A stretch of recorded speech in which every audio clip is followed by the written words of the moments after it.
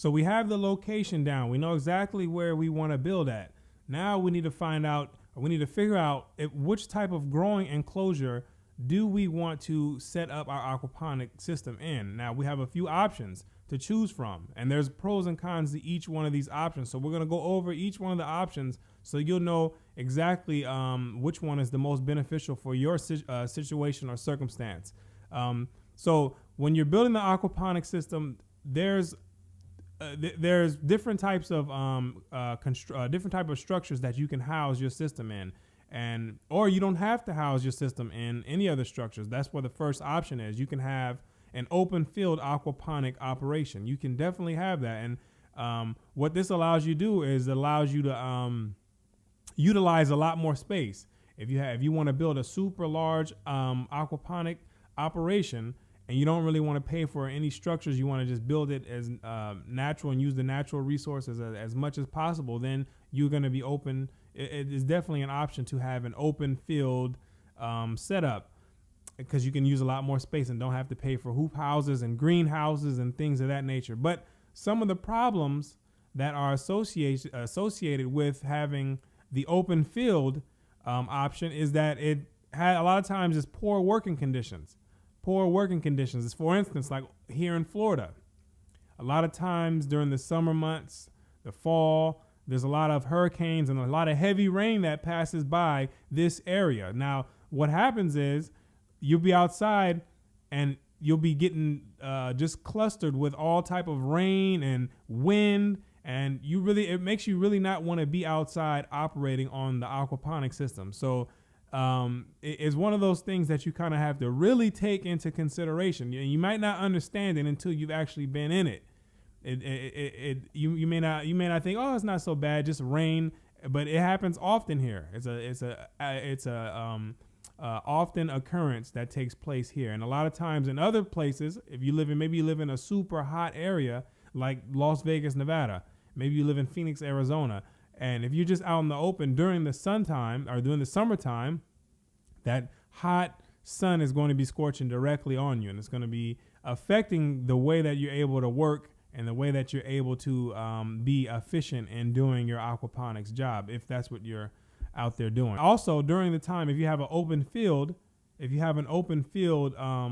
select the open field option, a lot of times there's rain that occurs, and the rain that gets inside of your system, because obviously there's nothing covering or stopping the rain from entering inside of the system. So that rainwater, and a lot of times this rainwater is acidic. It's acid rainwater.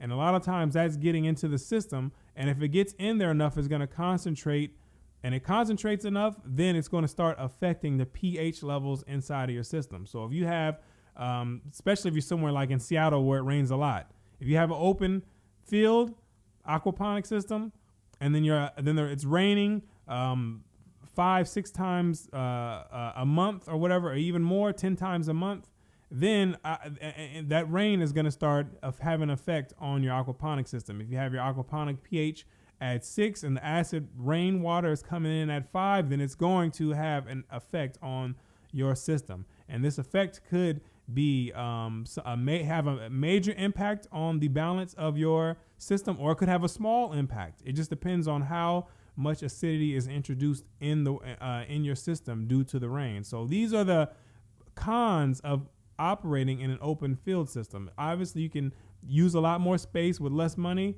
but then the working conditions and the opportunity for your pH and your system's balance to be thrown off is definitely something that has a chance of possibly occurring. Now, the next option, this is the middle option. The next option is to build a hoop house or a greenhouse. You can build a structure over your plants, over your vegetables that are going to house your vegetable. And this is going to be like a home for your plants and vegetables. And some of the things that I like, or some of the pros of having a hoop house, is that it allows it increases the work environment condition, because before, if you didn't have it in anything, if you just had it open in the air and exposed, then you are also vulnerable to the elements as well. But when you have a hoop house, you have your greenhouse plastic on top of it. When that rain comes through, you're in there just working, And like it's nothing, like nothing's going on, like it's a sunny day in the inside or outside, like it's just a regular sunny day. A lot of times out there it's windy, rainy. You're inside the hoop house, you can do everything you want and not be affected by it if you have a properly built hoop house. So that is to me, I believe that is a super pro. It's a super pro because here in Florida it rains a lot.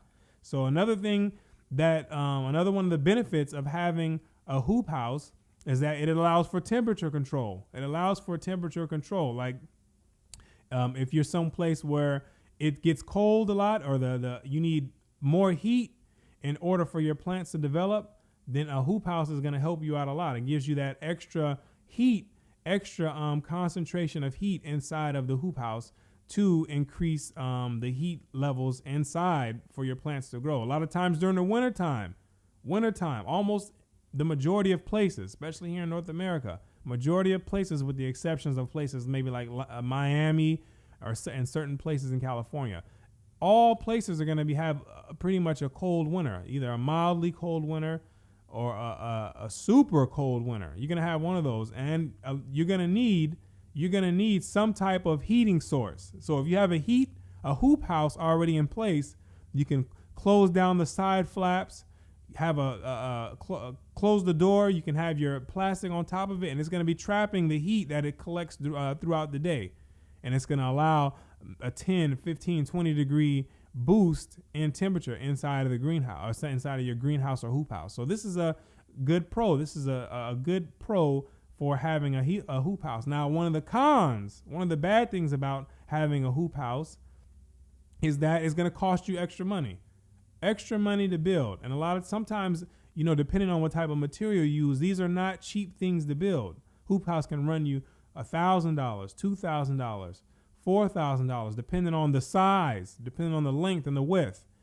That will determine how much you're going to spend on one of these hoop houses. Now, if you have a lot of land and you want to do a big operation, then this is going to be something that you're going to have to consider, whether it's worth spending the extra money to get the pros, or if you don't believe that it's not. It's something you're going to have to take into consideration and find out if that's something you're willing to do. Now, we can move along on to indoor growing. This is the other option. This is the third amigo in the growing enclosures, the indoor growing environment. Now, there's a lot of things a lot of pros with indoor growing. A lot of pros. I'm telling you right now, there's a lot. Indoor growing probably has the most pros,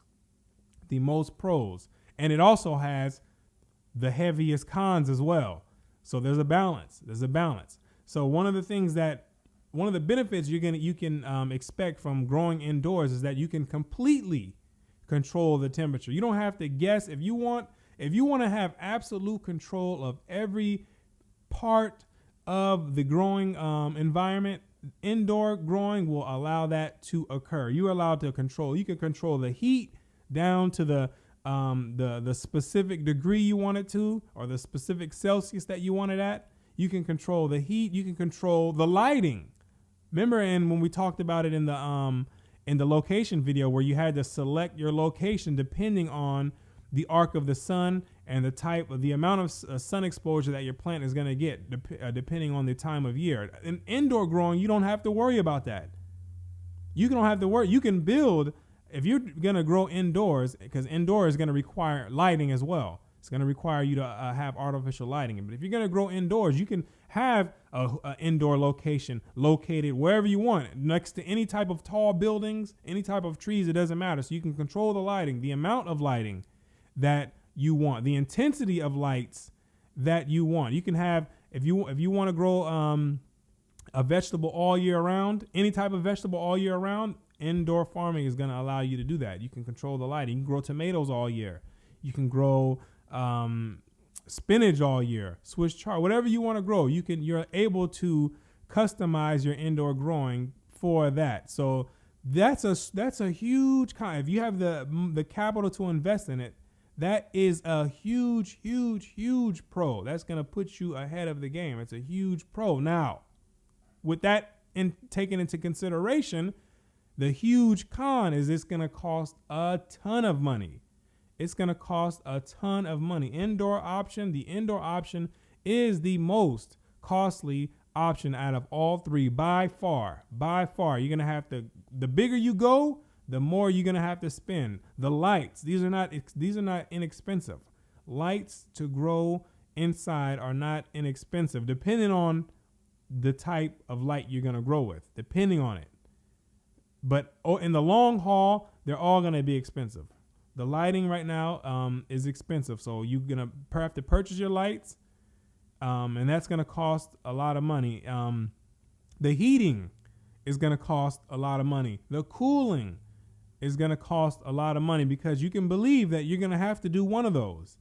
You will have to do one of those. You will have to either invest in heating or invest in cooling. You will have to do one of those. So that's the super huge con of indoor growing. But if you're able to afford all of that with no problem, indoor growing is definitely a viable option. But if you're kind of not really that much pressed for money, you may have a little bit of money to invest, and you may have extra funds on the side to invest inside of your aquaponic system, then hoop house.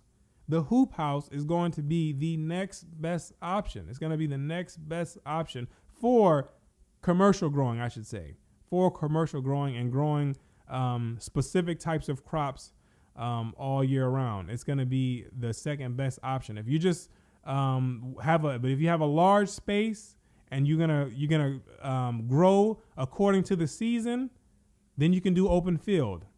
You can do open field. If you're gonna grow according to the season, you can do open field, and that will be just fine. But you're gonna have to worry about those conditions. You're gonna have to worry about the environmental conditions. That's why I like the hoop house option, probably the better option. It's gonna allow you to grow the crops all year round, to growing them with their respective season, and it's also going to give you a good working environment to grow in. So these are your growing options that you can select from, and hopefully you're able to make the right choice that benefits you in your aquaponic journey.